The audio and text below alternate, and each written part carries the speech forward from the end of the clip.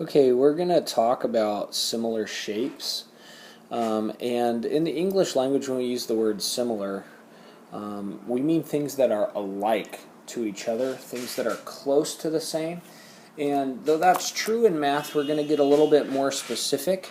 And so when we talk about similar shapes, we're going to say two or more shapes. And we want to say or more because you can have more than one similar shape.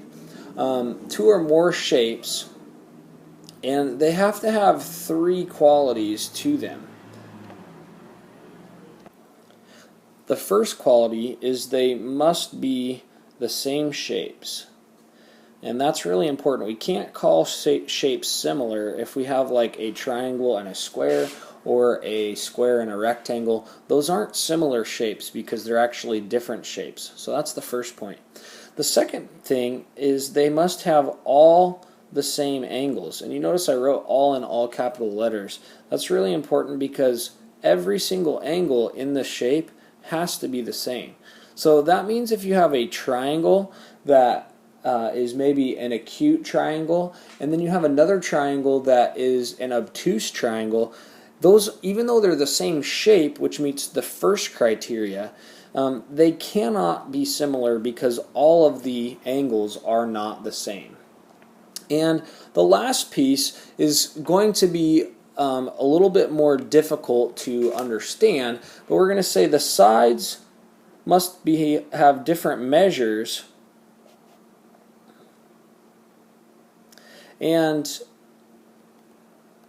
but it can't just be any measurement at all. They're going to have different measures, but with what we're going to call a scale factor.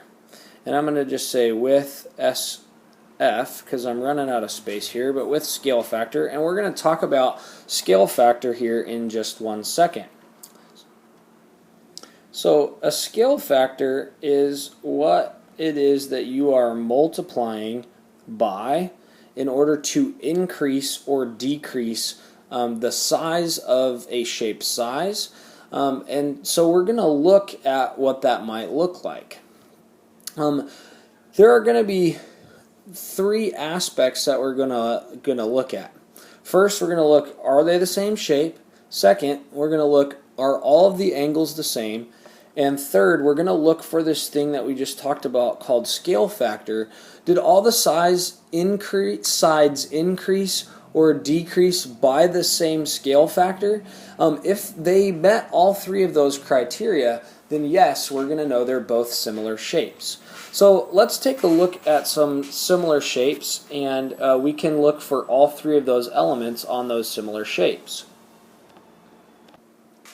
So I've given us a couple of different shapes here, and we're going to look for a couple of criteria. The first is we want to know, are they both the same shape?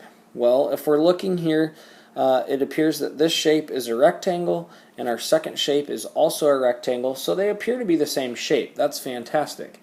Since they're both rectangles, we're going to know that all of our angles are going to be 90-degree angles because that's a characteristic of rectangles. I know that right away. Even though it didn't tell me that, I'm aware that all rectangles have 90-degree angles, so I would say all of my angles are indeed the same.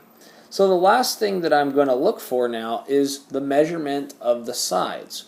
So if I were to give measurements that look like this, 2 inches and 4 inches on this first shape, and 4 inches and 8 inches on this shape, I'm looking for that piece called a scale factor. What I want to do is figure out how did this side over here become this side over here.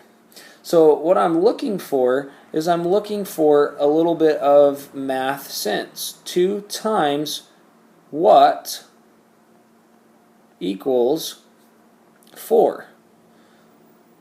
Well, if I am following my rules for solving algebraic equations, I can divide both sides by 2, and I end up with 2 being my scale factor.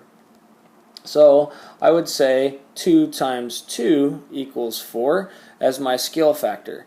Now, if that same scale factor is the same to get from this shape to this shape, if I also multiplied by 2, because I already met those other 3 criteria, I know that I have similar shapes.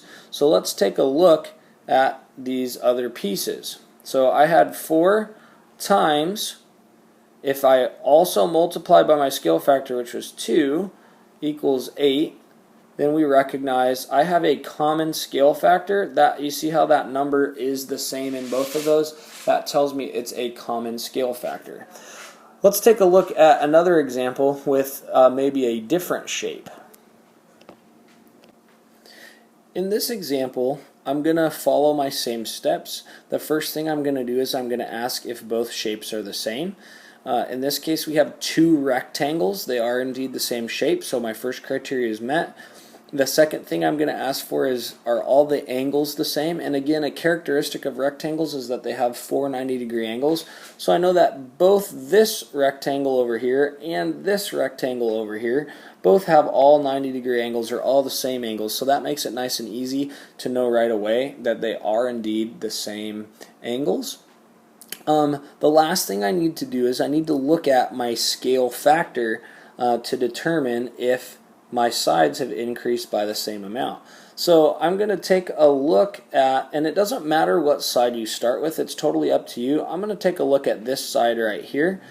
So I'm going to ask myself the question, 7 times what, in this case I could put a variable in there, 7 times what is equal to 21. I want to know what I multiplied by to get 21 yards. I can do that by solving an algebraic equation, getting rid of my 7 yards on both sides, dividing by 7. That leaves me with x is equal to 3. And I'm going to just go back and input that here real quickly. So I know that 7 times, and in this case my scale factor would have been 3, is equal to, and I know that it's equal to 21, and that's a true statement. So, and I'm trying to label my units here. I got to make sure that I'm doing that every time. So 7 yards times 3 yards is equal to 21. So now my criteria to determine if this is a similar shape is to look at my other sides that I haven't measured yet, and to determine if those sides also are multiplying by the same scale factor. So if I look here, I'm going to say 3 yards this time, and I'm going to multiply by, my scale factor was 3 before, so if I multiply by that same scale factor, so multiply by 3 yards, the question is does it equal what it is supposed to equal? It's supposed to equal 12. Does 3 times 3 equal 12? And in fact, we know it doesn't. 3 times 3 is equal to 9. So in this case, you can see that our scale factor is not the same. It's 3 here, but to make this shape over here, we actually needed to multiply by a different number. In order to get 12, I needed to multiply by 4. And if I'm multiplying by 4, it's real quickly to see that my scale factors are not the same. Therefore, those shapes are not similar shapes. That gives you a little bit of an idea about some characteristics of our similar shapes.